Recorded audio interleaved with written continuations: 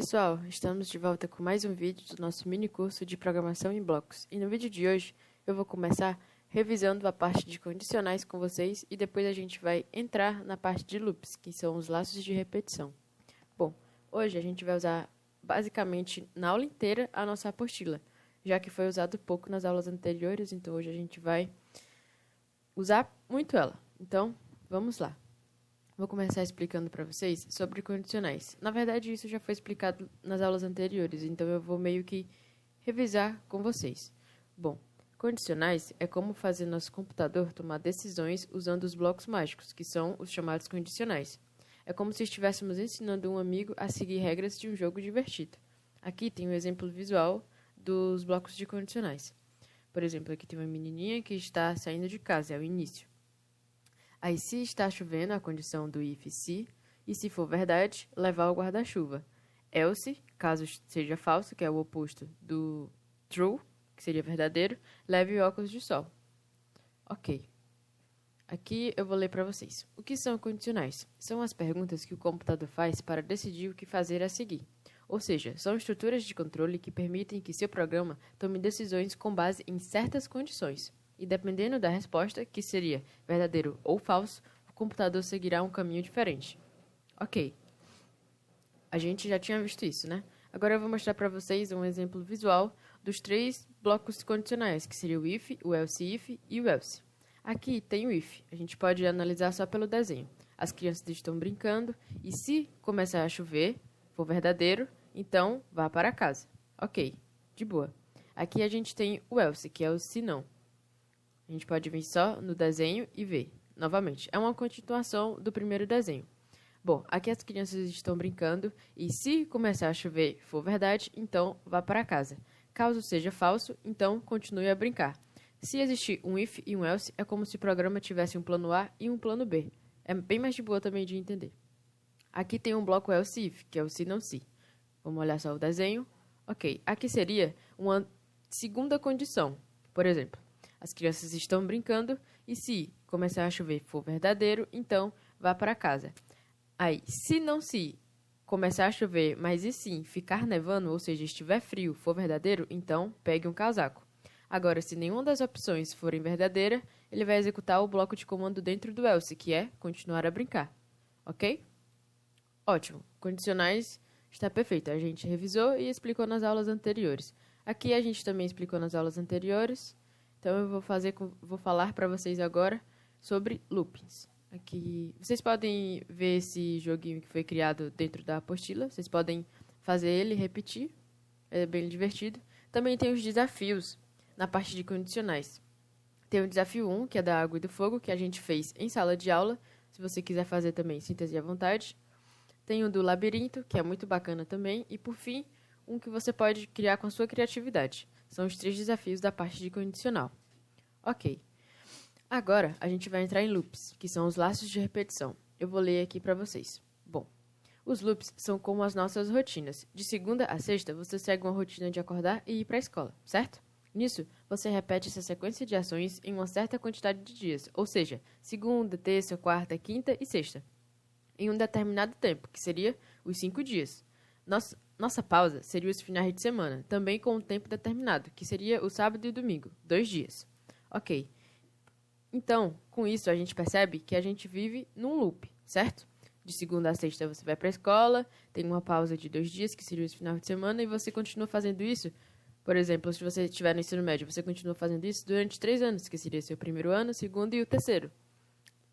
Aqui também tem um exemplo visual, que é você acordando, indo para a escola, acordando, caminhando e indo para a escola, e fazendo isso durante os 5 dias até chegar no final de semana, pausar e continuar de novo na segunda.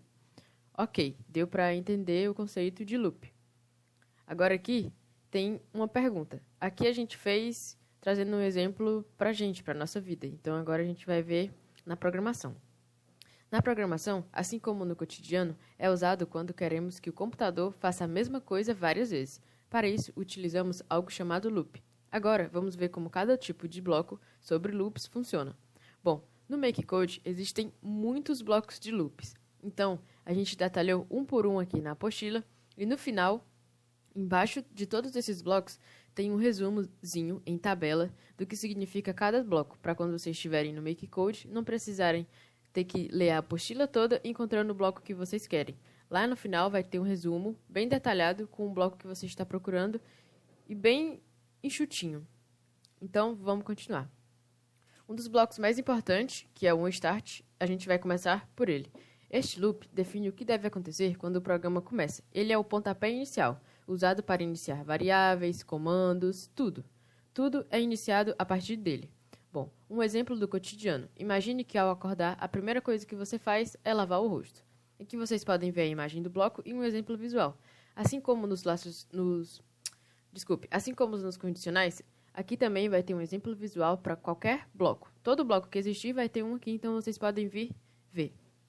Ok, aqui tem um meninozinho acordando, que seria como o bloco onStart, e assim que ele acorda, ele já começa a fazer as tarefas básicas, como ir ao banheiro e lavar o rosto, ok? Aqui tem até dizendo, e lavar o rosto seria a primeira variável lida pelo bloco, ou seja, a primeira variável lida ali por você assim que você acorda, né? Assim que a gente inicia o código. Em segundo, a gente tem o forever. Este loop faz com que um conjunto de instruções se repita para sempre, sem parar, enquanto, obviamente, o jogo está em execução. Contém o código que é executado repetidamente em um loop infinito, enquanto o programa estiver rodando, foi o que eu acabei de falar. A gente pode ver aqui a imagem do bloco e um exemplo. Bom, enquanto estiver ligada, ou seja, a luz, enquanto o interruptor estiver on, ela ficará acesa continuamente. Sempre ficará acesa enquanto estiver acesa. Enquanto estiver ligada. Ou seja, enquanto a gente começar, assim que a gente executar o código, iniciar o bloco onStart e tiver um forever, sempre vai ficar rodando em loop. Não vai esperar variável nenhuma, nenhum comando, ela sempre vai estar continuando ligada. Ou seja, continuamente, né, funcionando assim que a gente executar. A gente também tem um bloco de pause. Esse bloco faz o programa esperar por um determinado tempo antes de continuar. É usado para criar delays, ou pausas entre ações. Também, esse bloco é muito usado em, por exemplo, pausas de jogo. Quando você está jogando, você aperta pause e aparece lá um menuzinho, né? É muito útil para isso nos jogos também. Aqui também tem um exemplo que é colocando para ferver alguma coisa, alguma comida, esperando ferver para poder mexer depois. Esperando ferver seria a nossa pausa. A gente tem outro bloco do pause, que é o pause until. Esse bloco faz o programa esperar até que uma condição seja verdadeira ou falsa, antes de continuar. Então, a diferença entre eles dois é que no pause, você vai ter pré-definido o tanto de tempo que você quer esperar, a pausa. Já no pause until, ele é com valor booleano, ou vai ser verdadeiro ou falso. Se a operação for verdadeira ou falsa, ele pode continuar. Aí depende de você, você pode escolher. Aqui tem um bloco e aqui tem um exemplo. Ó, esperando a chuva passar. Se passar for verdadeiro, então pode sair de casa. Aqui a gente tem o bloco repeat. Esse bloco repete um conjunto de instruções um número específico de vezes. Por exemplo, imagine que você tem que dar 5 voltas em uma pista de corrida, ou que você tem que fazer 15 polichinelos. No bloco, o programa diz que será repetido 4 vezes o comando que estiver dentro do espaço do. Aqui é a imagem do bloco. Esse bloco serve para a gente repetir determinada coisa uma quantidade de vezes. Isso é muito útil em joguinhos, por exemplo, com corrida de carro, que a gente tem que dar 5 voltas, que a gente tem que repetir 5 voltas num determinado, por exemplo, tempo ou quantidade de vezes. Você terá que concluir 5 voltas nessa pista para poder parar o carro. Então, você vai colocar os 5 aqui e dentro do do, a condição que vai parar o carro. Isso é muito útil, por exemplo, para esse tipo de joguinho de corrida, no caso. A gente também tem o while, que eu particularmente uso bastante na programação, que seria o while e o for, que a gente vai ver depois do while aqui. Bom, este bloco repete o conjunto de instruções enquanto uma condição for falsa ou verdadeira. Bom, a gente vai ver aqui o visual, não vamos ler não. Muita coisa para vocês. Olha, aqui é a imagem do bloco e aqui tem um exemplo. Ele é bem fácil de entender. O while significa enquanto. Então, enquanto uma condição for falsa ou enquanto uma condição for verdadeira, você vai colocar o que vai ser executado dentro do do. Por exemplo, brinque até anoitecer. enquanto não for à noite, você pode continuar brincando, mas se anoitecer, vá para casa. Agora a gente chegou no for, que também eu uso bastante na programação em texto. É um loop muito útil na programação. Este bloco repete um conjunto de instruções um número específico de vezes. Ou seja, no for, você pode dizer quando começa, quando para e até... Eu acho melhor explicar para vocês, porque, explicar para vocês lento, no caso. É um loop, no caso eu parei... Tá, aqui, usando um contador que vai de um valor inicial, ou seja, foi o que eu disse, que você consegue falar o início, e o meio e o fim, que vai de um valor inicial até um valor final, como, por exemplo, conte de 1 a 5 e faça algo diferente em cada número. Dançar, pular, correr, cantar, enfim. Pronto, aqui tem um exemplo do bloco também, Aqui no for, o index seria o começo, 4, que vai até... for index from 0 seria o começo. A gente está inicializando do 0. E seria ir até 4. Então, iria fazer 4 vezes essa repetição. E seria a repetição que está dentro do do. A gente coloca dentro do do o que a gente quer que repita durante essas 4 vezes. Ok? Aqui tem Acho que eu me embolei um pouco falando sobre o for. Mas acho que dá para entender. Se vocês tiverem alguma dúvida, podem só acessar a apostila que está tudo detalhado aqui perfeitamente para vocês. Ou, se tiver alguma dúvida, vocês podem deixar nos comentários que a gente vai ficar muito feliz em responder. Aqui tem o exemplo visual, que é um loop de 1 a 5 das coisas que a gente pediu para o programa fazer.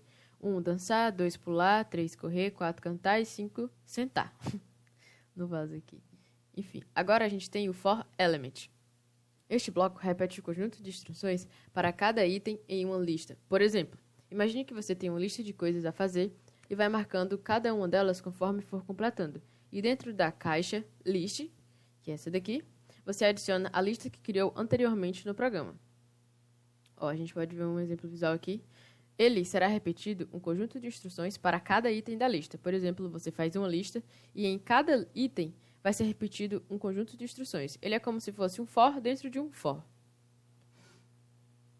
Aqui a gente tem o break, que é um bloco meio grosso. Ele vai interromper o programa assim que o break for lido e sai. Aqui eu vou ler aqui para vocês. É um loop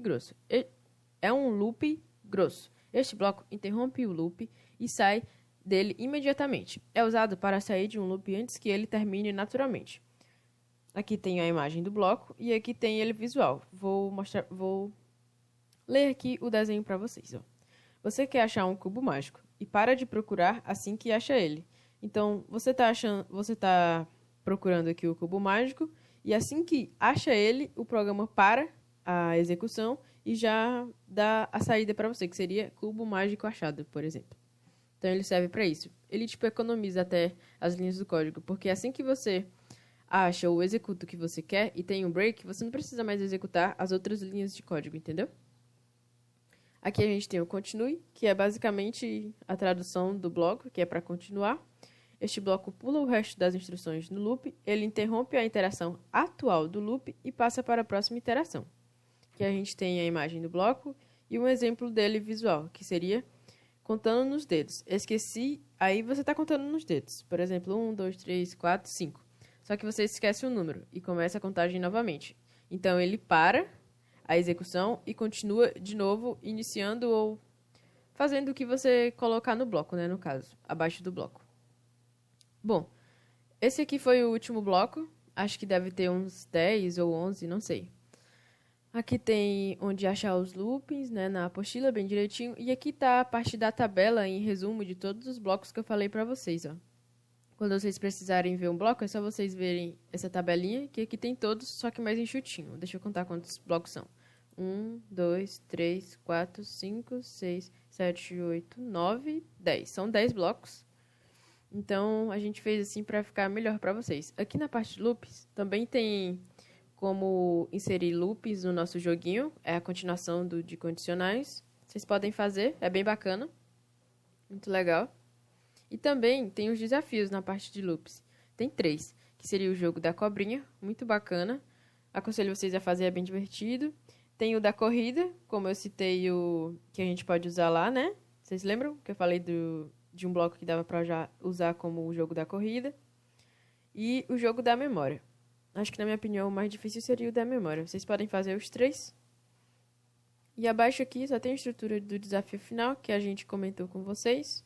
No caso, quem está presente no curso vai ter que fazer, né? Então, basicamente, foi isso, pessoal. Hoje a aula foi mais teórica. Os desafios que a gente passou foi o desafio 1 de condicionais e para vocês o resto foi assistir a aula de loops, a parte teórica, para vocês iniciarem fazendo o desafio final do curso, que seria o jogo multiplayer. Então, se tiverem alguma dúvida, podem deixar nos comentários e até o próximo vídeo, pessoal. Bons estudos!